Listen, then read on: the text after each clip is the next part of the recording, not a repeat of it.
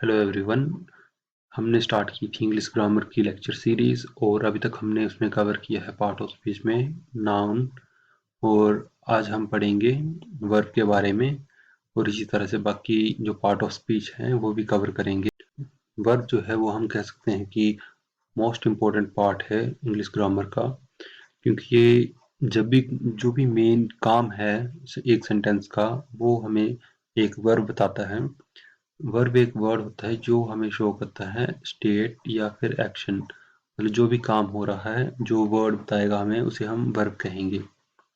ठीक है, और ये मोस्ट इम्पोर्टेंट तो है ही इंग्लिश ग्रामर में, और इसका इस्तेमाल हम करेंगे जो वर्ब है उसका। क्वेश्चन जो होंगे आपके सब्जेक्ट वर्ब एग्रीमेंट में, जैसे कि कौन सा सब्जेक्ट सिंगुलर के साथ सिंगुलर वर्ब आएगी, प्लूरल सब्जेक्ट के साथ प्लूरल वर्ब आएगी। तो उसके लिए आपको वर्ब के बारे में इंफॉर्मेशन होना काफ़ी ज़रूरी है कि सिंगुलर वर्ब क्या है और प्लूरल वर्ब क्या है। ठीक है, और साथ में ही वर्ब इस्तेमाल होगा आपका टेंस जो है इंग्लिश में, इंग्लिश ग्रामर में जो टेंस है प्रेजेंट टेंस, पास्ट टेंस और फ्यूचर टेंस, उसमें किस तरह से वर्ब को इस्तेमाल करना है। और उसी तरह से वर्ब के काफ़ी सारे फॉर्म भी हैं, जैसे इन्फिनेटिव की तरह इस्तेमाल करते हैं हम इसे, जैसे जीरन की तरह भी इस्तेमाल करते हैं हम।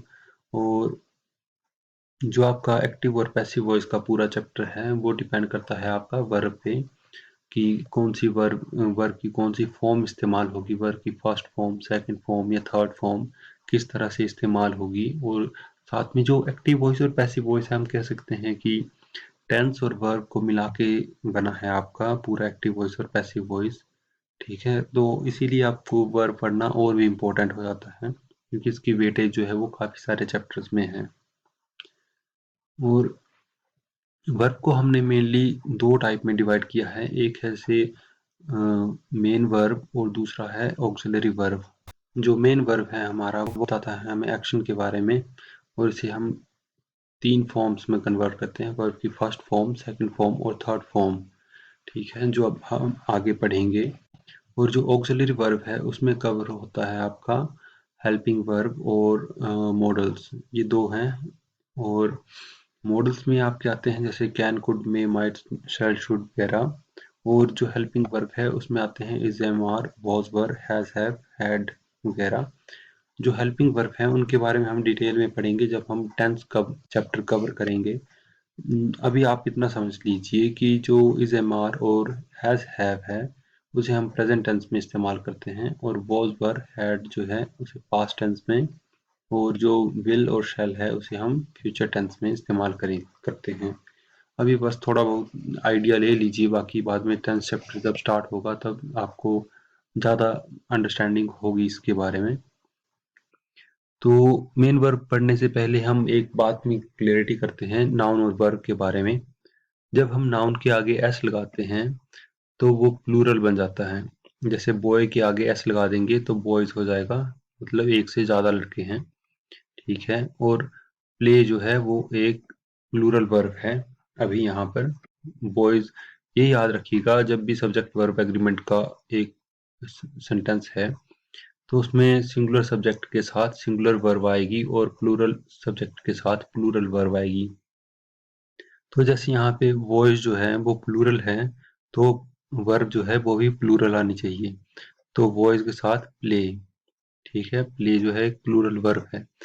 और अगर हम, ये आ गया आपका नाउन का केस जिसमें नाउन के एंड में एस लगाने से वो प्लूरल हो जाता है। अगर आप वर्ब के केस में देखें तो वर्ब के एंड में एस लगाने से वो एक सिंगुलर वर्ब बन जाती है। ठीक है, जैसे एग्जांपल के तौर पर रोहन प्लेज क्रिकेट। रोहन आ गया आपका सिंगुलर सब्जेक्ट, एक है इसलिए सिंगुलर, और प्लेज क्रिकेट। तो मैंने अभी जैसे बताया कि सिंगुलर सब्जेक्ट के साथ सिंगुलर वर्ब आएगी और प्लूरल सब्जेक्ट के साथ प्लूरल वर्ब आएगी। तो यहाँ पर जो रोहन है वो एक सिंगुलर सब्जेक्ट है, तो सिंगुलर सब्जेक्ट के साथ सिंगुलर वर्ब आएगी, तो प्ले के साथ एस लगेगा तब ये वर्ब जो है वो सिंगुलर बन जाएगी। ठीक है, तो इसे आप याद रखिएगा। आगे हम पढ़ते हैं मेन वर्ब के बारे में। मेन वर्ब हमेशा आपका स्टेट या एक्शन शो करता है, जो कि जाहिर सी बात है हमने पहले भी पढ़ा। और इसकी 3 फॉर्म्स ऑफ वर्ब होती हैं, जो वर्ब 1 है जिसे हम प्रेजेंट फॉर्म या बेस फॉर्म भी कहते हैं, और वर्ब की सेकंड फॉर्म और वर्ब की थर्ड फॉर्म। और मेन वर्ब को हमने 2 पार्ट्स में डिवाइड किया है, रेगुलर वर्ब और इर्रेगुलर वर्ब। इसे मेन तौर पर जो 3 फॉर्म्स ऑफ वर्ब हैं उसी के बेसिस पे हमने डिवाइड किया है। जैसे रेगुलर वर्ब हम उसे कह देंगे जिसमें हम जो बेस फॉर्म है उसमें या वर्ब की फर्स्ट फॉर्म है उसके लास्ट में ईडी लगाने की वजह से वो उसकी सेकंड और थर्ड फॉर्म बन जाएगी। जैसे फर्स्ट एग्जांपल लें वॉक का, तो इसके वॉक प्लस ईडी कर देंगे हम, वॉक प्लस ईडी अगर हम कर दें तो ये बन जाएगा वॉकड। तो वॉक, वॉकड, वॉकड, मतलब सेकंड और थर्ड फॉर्म ईडी लगाने से बन गई। उसी तरह से अपॉइंट के लिए अपॉइंट, अपॉइंटेड, अपॉइंटेड, और उसी तरह से अटैक, अटैक्ड, अटैक्ड। मतलब फर्स्ट फॉर्म जो है उस पे ईडी लगाने के बाद जिसकी सेकंड और थर्ड फॉर्म बन जाए उसे हम कहेंगे रेगुलर वर्ब। ठीक है। अब इसका आप जो आपकी सेकंड फॉर्म है वर्ब की उसे हम आमतौर पर इस्तेमाल करते हैं सिंपल प्रेजेंट टेंस में। जब भी आप सिंपल प्रेजेंट टेंस का स्ट्रक्चर देखेंगे तो उसमें ऐसे स्ट्रक्चर रहता है उसका, सब्जेक्ट प्लस वर्ब की सेकंड फॉर्म प्लस ऑब्जेक्ट। ठीक है। तो उसमें आपकी ये जो सेकंड फॉर्म है वो इस्तेमाल होंगी। इसीलिए आपको ज़रूरत पड़ेगी जो भी मेन वर्ब है उनकी फर्स्ट फॉर्म, सेकंड फॉर्म और थर्ड फॉर्म याद कर लें। और जो थर्ड फॉर्म है वर्ब की वो हम इस्तेमाल करते हैं ज़्यादातर एक्टिव वॉइस और पैसिव वॉइस में। तो जब भी आप एक्टिव वॉइस और पैसिव वॉइस सॉल्व करेंगे या कन्वर्ट करेंगे तो उसमें आपको वर्ब की थर्ड फॉर्म याद होनी चाहिए ताकि आप करेक्टली उसे सॉल्व कर सकें। ठीक है। अब एग्जांपल के तौर पर लेते हैं एक्टिव वॉइस में, जैसे होगा डॉग अटैक्स रजत। डॉग एक सिंगुलर सब्जेक्ट है तो वर्ब कैसी आएगी, सिंगुलर। सिंगुलर मतलब एस लगा के, क्योंकि ये सिंपल प्रेजेंट टेंस का है। ज़्यादा डिटेल में हम जब टेंस पढ़ेंगे तब इसके बारे में देखेंगे। तो अभी एक्टिव वॉइस में जैसे ये है डॉग अटैक्स रजत, और पैसिव में जैसे मैंने आपको बोला वर्ब की थर्ड फॉर्म इस्तेमाल होती है, तो आपका पैसिव में बनेगा रजत इज अटैक्ड। अटैक की जगह अटैक्ड आएगा, थर्ड फॉर्म ऑफ वर्ब। हालांकि यहाँ पे सेकंड और थर्ड फॉर्म में एक जैसी है तो आपको कंफ्यूजन हो सकता है कि सेकंड फॉर्म इस्तेमाल हुई है थर्ड, लेकिन यहाँ पे थर्ड जो है वो इस्तेमाल हुई है। अगर आप अटैक की जगह कोई अटैक जैसे रेगुलर वर्ब है, रेगुलर वर्ब की जगह आप अगर आप इरेगुलर वर्ब लेंगे तो उसकी भी थर्ड फॉर्म आएगी जो कि अलग होगी सेकंड फॉर्म से ज़्यादातर केसेस में। तो जैसे पैसिव वॉइस बनी रजत इज अटैक्ड बाय डॉग, तो आपको आपने जैसे ये देखा यहाँ पे थर्ड फॉर्म इस्तेमाल की है हमने। ठीक है। एक्टिव वॉइस और पैसिव वॉइस में डिफरेंस बस इतना होता है कि जो एक्टिव वॉइस है उसमें जो सब्जेक्ट है वो डूअर होता है, मतलब जो सब्जेक्ट है वो काम करता है, जबकि पैसिव वॉइस में जो सब्जेक्ट है वो रिसीवर होता है उस एक्शन का। ठीक है। जैसे यहाँ पे डॉग अटैक्स रजत, मतलब जो डॉग है वो डूअर है। ठीक है। एक्टिव वॉइस में अटैक कौन कर रहा है, डॉग। तो यहाँ पे ये एक्टिव वॉइस है। और यहाँ पे अगर सेकंड में देखें आप पैसिव वॉइस में रजत इज अटैक्ड, मतलब रजत पे हमला हुआ। ठीक है। तो रजत यहाँ पे क्या है, रिसीवर, मतलब अटैक वो तो नहीं कर रहा ना खुद पे, डॉग कर रहा है, तो वो रिसीव कर रहा है उसके अटैक को। तो ये है पैसिव वॉइस। ठीक है। ये कॉमन डिफरेंस है जो आपको याद रखना चाहिए, आपको इजी हो रहेगा एक्टिव वॉइस और पैसिव वॉइस में कन्वर्ट करने के लिए भी और पहचानने के लिए भी। आगे हम देखते हैं इरेगुलर वर्ब्स। रेगुलर वर्ब में जैसे हमने देखा ईडी, फर्स्ट फॉर्म में ईडी लगाने से उसकी सेकंड फॉर्म और थर्ड फॉर्म बन जाती है, लेकिन इरेगुलर वर्ब के केस में ऐसा नहीं होता। तो जैसे इसके 3 केस हैं इरेगुलर वर्ब के। जैसे फर्स्ट केस है जिसमें जो वर्ब की फॉर्म्स हैं वो सभी सेम है, मतलब वर्ब की फर्स्ट फॉर्म, सेकंड फॉर्म और थर्ड फॉर्म जो है वो सभी सेम होंगी। जैसे कट, कट, कट, तीनों फॉर्म जो है वो सेम आ गई, कट, कट और कट। ठीक है। और उसी तरह से सेकंड वर्ब देखें स्प्लिट, स्प्लिट और स्प्लिट। ठीक है। सभी तीनों जो फॉर्म है वो एक जैसी हैं। तो ये आ गया आपका टाइप 1 इसका इरेगुलर वर्ब का। टाइप 2 है जिसमें दो वर्ब जो हैं, दो फॉर्म जो है वर्ब की वो सेम होंगी, कोई भी दो। ठीक है। जरूरी नहीं कि सेकंड और थर्ड सेम हो या फर्स्ट और सेकंड, कोई भी दो वर्ब की जो फॉर्म है वो सेम होनी चाहिए। जैसे बीट, बीट, बीटन। तो बीट का मतलब पीटना होता है किसी को, ठीक है। तो जैसे यहाँ पे वर्ब की फर्स्ट फॉर्म और वर्ब की सेकंड फॉर्म जो है वो सिमिलर आ गई और थर्ड फॉर्म जो है वो डिफरेंट आ गई। और इसी तरह से अगर सेकंड देखें हम, बिकम, बिकेम और फिर आ गया आपका बिकम। तो यहाँ पे आपकी फर्स्ट फॉर्म और थर्ड फॉर्म जो है वो सिमिलर आ गई, ठीक है। मतलब टू फॉर्म तो जो वर्ब है वो सेम आ गई और एक जो है वो डिफरेंट आ गई, बिकेम। टाइप सी में वो वर्ब आती हैं जिसकी सभी फॉर्म जो है वो डिफरेंट होंगी एक दूसरे से। जैसे सिंक, सैंक, संक। तो ये आपकी आ गई तीनों फॉर्म्स डिफरेंट। उसी तरह से स्पीक, स्पोक, स्पोकन। सिंक का मतलब होता है डूबना और स्पीक का मतलब होता है बोलना।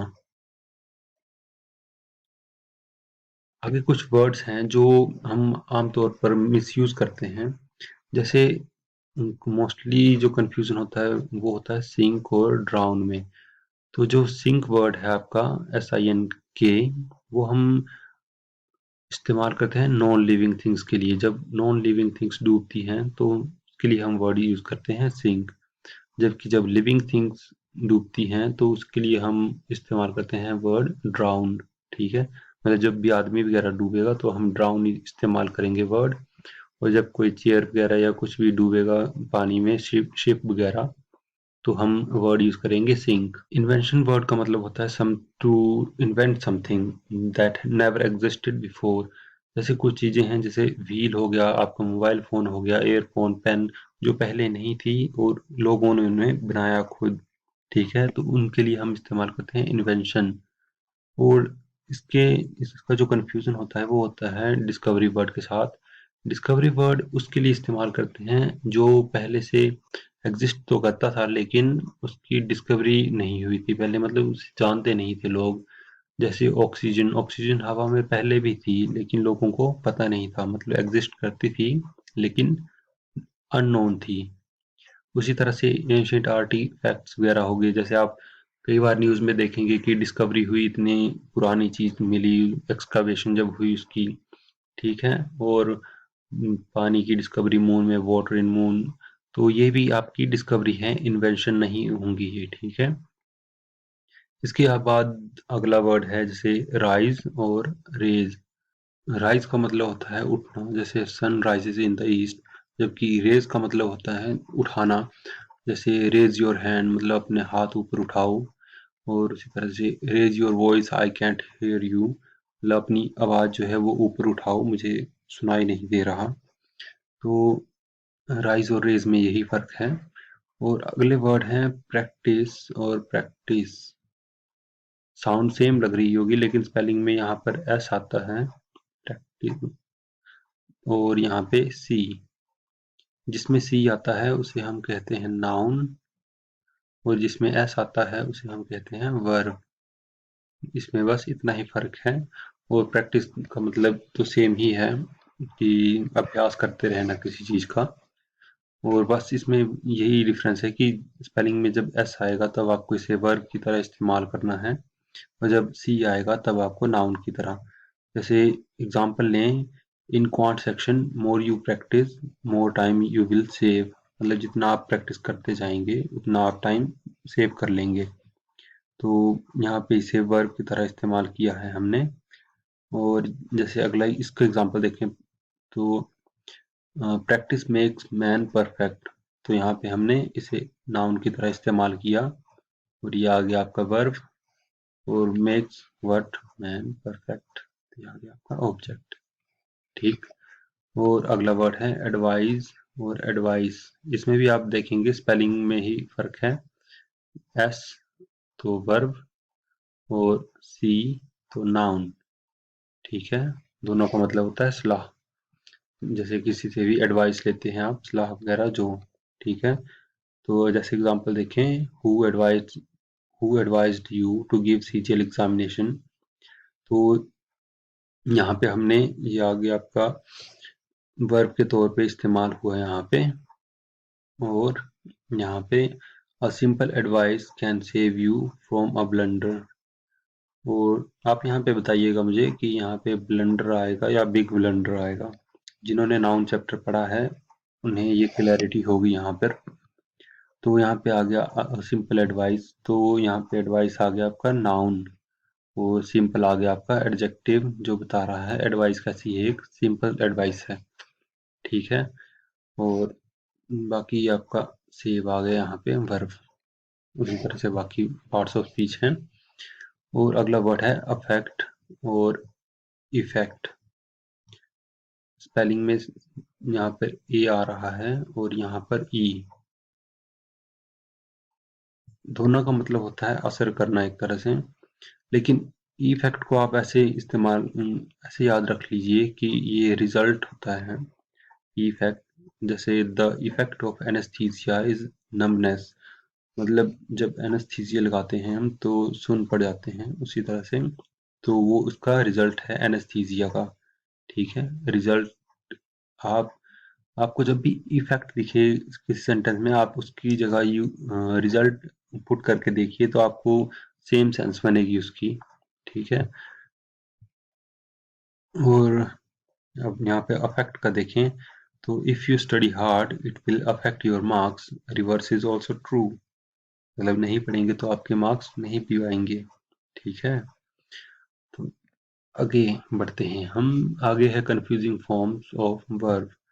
मतलब कुछ वर्ब हैं जो देखने में एक जैसी लगती हैं लेकिन होती अलग अलग हैं। जैसे फर्स्ट है बियर, और इसकी सेकंड फॉर्म है बियर बोर बोर्न। ठीक है। और सेकंड वर्ड है बियर बोर बोर्न। स्पेलिंग में देखिएगा सिर्फ इतना फर्क आएगा, वो भी थर्ड फॉर्म ऑफ वर्ब में। इसमें ई आ रहा है यहाँ पर और इसमें ई नहीं आएगा। ठीक है। अब बाकी सेकंड फॉर्म भी ठीक है, ये भी सेम है और फर्स्ट फॉर्म भी सेम है दोनों की, लेकिन मीनिंग इनका डिफरेंट है। जिसकी थर्ड फॉर्म में ई नहीं आएगा उस बियर का मतलब है प्रोड्यूस करना कुछ। ठीक है। और जिस वर्ब की फॉर्म में थर्ड फॉर्म में ई आएगा लास्ट में, उसका मतलब है टॉलरेट करना। तो एक का मतलब हुआ टॉलरेट करना, दूसरे का मतलब हुआ प्रोड्यूस करना। ठीक है। और इसके आगे जो दो वर्ड हैं जिनके फिर से सेम है, बिड, दूसरा वर्ड भी बिड, लेकिन इनकी सेकंड फॉर्म और थर्ड फॉर्म कैसे डिफरेंट है। जैसे फर्स्ट की देखें हम तो बिड बेड बिडन। ठीक है। और सेकंड है बिड बेड, और थर्ड भी इसकी फिर बेड। तो जो फर्स्ट है उसका मतलब होता है ऑर्डर देना। जैसे जैसे अगर आप किसी को ऑर्डर दें तो उस जगह आप इस्तेमाल करेंगे बिड, ये वाला। आप जब आप फर्स्ट फॉर्म इस्तेमाल करेंगे तब तो आपको इस तरह के जो वर्ब हैं वो आपको प्रॉब्लम क्रिएट करेंगे जब आप एक्टिव वॉइस और पैसिव वॉइस सॉल्व करेंगे, क्योंकि उसमें आपको सेंटेंस से पता लगाना पड़ेगा कि ये कौन सी फॉर्म इस्तेमाल हुई है। अगला वर्ब है फॉल। फॉल का मतलब होता है गिरना, और इसकी सेकंड फॉर्म और थर्ड फॉर्म देखेंगे तो फॉल, फेल, फेल और फॉलन। Fall, fail, fallen. ठीक है। इसका मतलब हुआ गिरना। और आप सेकंड वर्ड देखेंगे फेल, इसकी इस वर्ब की सेकंड फॉर्म और थर्ड फॉर्म होगी फेल, फेल, फेल्ड। ठीक है। इसका मतलब होता है गिराना। फॉल मतलब गिरना, फेल मतलब गिराना। फॉल आप देखें जैसे अगर कोई खुद गिर गया तो हम कहेंगे फॉल। और अगर किसी जैसे आपने पेड़ वगैरह को काट के गिरा दिया तो हम उसमें गिराना तो ये फेल इस्तेमाल करेंगे, ये वाली वर्ब। ठीक है। और आपको मेन कंफ्यूजन होगा इसकी जो सेकंड फॉर्म है फॉल की, उसकी, और ये फर्स्ट फॉर्म इसकी, ये दोनों सिमिलर हैं। तो आपको यहाँ पे टेंस जब पढ़ेंगे तब क्लैरिटी आएगी कि कौन सी वर्ब इस्तेमाल की है आपने। और अगली वर्ब देखिए हम तो यह है लाई। लाई मतलब झूठ बोलना, LIE, झूठ बोलना। तो इसकी सेकंड फॉर्म और थर्ड फॉर्म होगी लाई, लाइड, लाइड। ठीक है। अगली वर्ब है लाई, जो कि सेम स्पेलिंग है, लेकिन इस लाई का मतलब होता है लाई डाउन, मतलब लेट जाना। ठीक है, तो इसकी सेकंड फॉर्म और थर्ड फॉर्म जो है वो उससे ऊपर वाले से अलग होगी। इसकी जैसे लेट जाना जो है लाई, तो इसकी होगी लाई ले लेन, ये और ये, ठीक है। तो इन दोनों की जो फर्स्ट फॉर्म ऑफ वर्ब है वो सेम है, लेकिन जो सेकंड फॉर्म ऑफ वर्ब है और थर्ड फॉर्म ऑफ वर्ब है ये दोनों डिफरेंट हैं। और जैसे अगला वर्ब है ले। ले का मतलब होता है सेक्रीफाइस कर देना, मतलब अपनी जान न्यौछावर कर देना। तो इसकी सेकंड फॉर्म और थर्ड फॉर्म सेम रहेगी, ले लेड लेड, ठीक है। और इसकी ये देखिए ये दोनों जो है वो सेम है, ये यहाँ पर और यहाँ पर, इसीलिए यहाँ पर कंफ्यूजन क्रिएट होता है।